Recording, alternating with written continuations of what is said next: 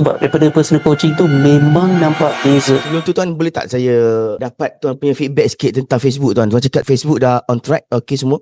Yes, Alhamdulillah. So, sudah 3 tahun saya follow cikgu and belajar dalam 3 atau 4 kelas Meta Ads. So, Alhamdulillah daripada personal coaching tu balik one by one. Saya approach semua yang cikgu advice waktu personal coaching tu and dah buat banyak perubahan. And also belajar macam mana nak buatkan proses video editing dengan CapCut. So, Alhamdulillah proses tu daripada ambil masa sehari untuk edit satu video. Alhamdulillah dengan ilmu yang dapat tu dalam sejam setengah sahaja. Itu pun duk main-main test a few things, tapi dalam sejam setengah dah siap. Kalau video pendek tu biasa ambil setengah hari. Pas belajar kelas tu dalam setengah jam dah siap. So a lot faster lah nak buat content tu. Alhamdulillah. Bulan 12 tu saya launch. Alhamdulillah dapat jauh lebih ramai daripada buat free class dulu. And saya pun susun satu lesson plan course tadi. Alhamdulillah feedback daripada peserta-peserta tu lebih positif. And yang saya nampak quality link tu lebih baik. Lepas tu kita nampak daripada yang join tu, yang bertanya, parents yang berminat yang bertanya tu, daripada interaction tu kita nampak dia lebih serius.